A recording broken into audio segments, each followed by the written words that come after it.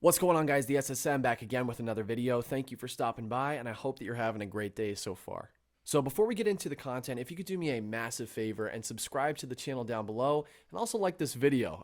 Those two things help the channel grow so much, and it means a ton to me. So let's go ahead and get straight into the content.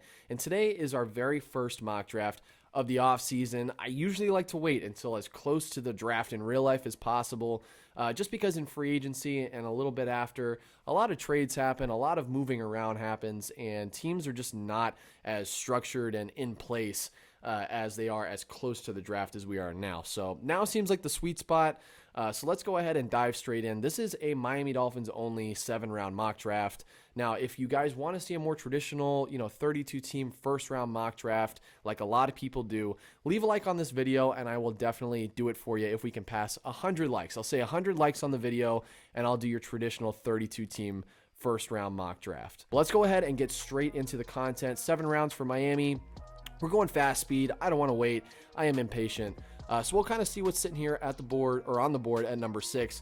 Also, I forgot to mention, I'm not doing trades. I want to just keep it as simple as possible. I will play what's on the board. And one thing that I'm surprised by is Jalen Waddle going number 5. And also the Jets. I didn't even see that. The Jets drafting Penei Sewell. I don't think that that's going to happen. There's no shot. I don't think there's any chance that they hang on to Darnold. They're going to find something to trade him for. It's just a matter of when and who. I really don't think they go Penei Sewell. I would be laughing. I want them to draft Penei Sewell. That'd be great. Some more time with Sam Darnold twice a year, I would be more than happy with. So this is a scenario where I'd be jumping for joy if the Jets took Penei Sewell, man. I'll tell you what. But for Miami at number 6, we could take any one of these pass catchers, and I think it would be justified. Jalen Waddle is off the board, who a lot of people are starting to mock to Miami. But to me, the number 1 guy is Kyle Pitts. He is as much of a receiver as anybody else in this draft. Really good hands, super fast, huge, good route runner, and he lines up all over the place. It's not like he's just a tight end. He lines up in the slot. He lines up inside, outside. He does everything that you would want a pass catcher to do. He's just a dynamic offensive playmaker. He's a game changer. And so I think that's the kind of guy that Miami needs on the team. He really seems like he would just be such a good safety blanket for Tua. I really think that their games would match up pretty well. So we'll see what happens. But at number 18, we got a decision to make with Micah Parsons and Jeremiah Owusu-Koramoah sitting there at number 18. I think Micah Parsons goes higher than this. I could even see Owusu-Koramoah going higher than this. Both of them are really talented linebackers. But to me, I think in this situation, I'd rather have Jeremiah Owusu-Koramoah strictly because he is excellent in coverage. And I think that's what Miami needs more than anything else as in terms of linebackers. And he also kind of answers, in part, our safety question because he's got a lot of flexibility to move all over the field. So if we want to address some safety, some linebacker, and really just kind of get a hybrid Isaiah Simmons type of player, Owusu-Koramoah would be a great pick at 18. Now, 36. This is something that I don't think is going to happen at all. Najee Harris at 36.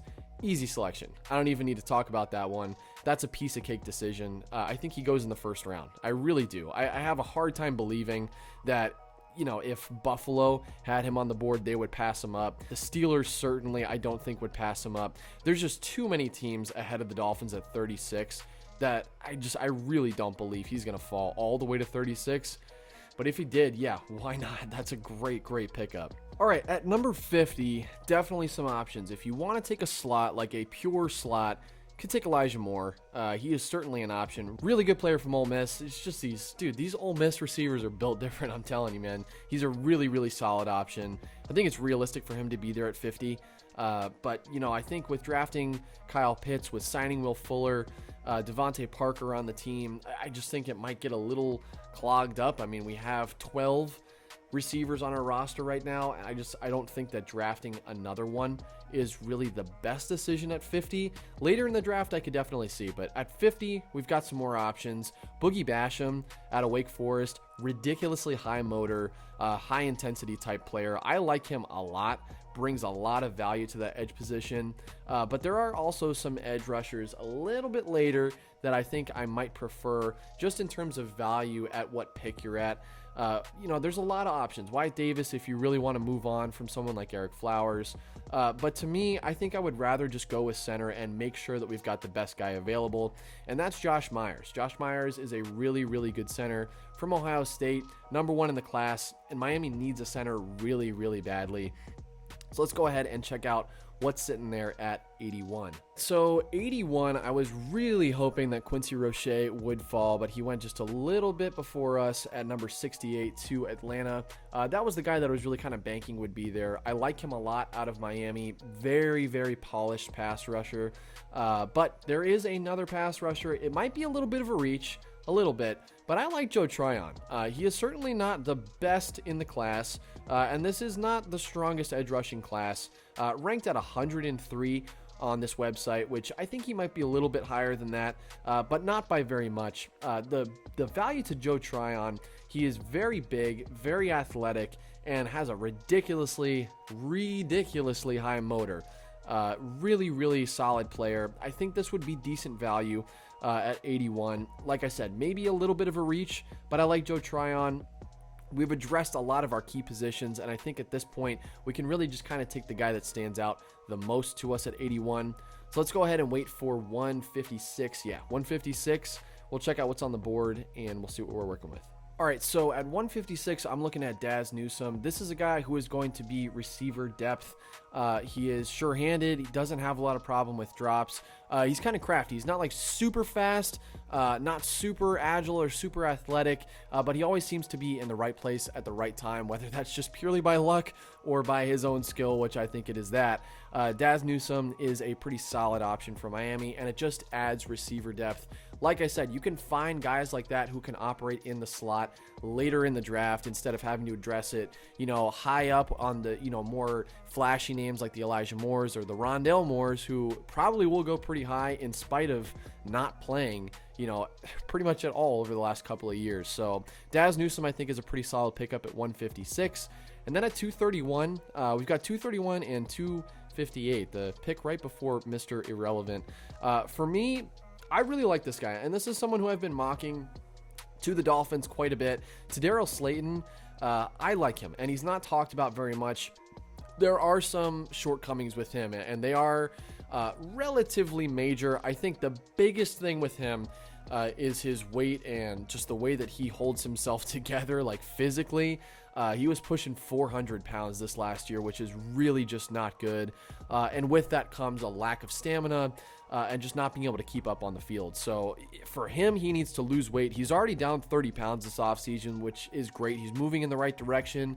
But he's a big, strong, mean dude, clogs up the middle, plays his gaps pretty well, and he doesn't get overpowered at all. So I am on board with Daryl Slayton in the 7th round. It's good depth, it's a good camp body, and especially in a 3-4 scheme, I don't think you can have enough big guys. You can't have too many big bodies on the interior of your defensive line.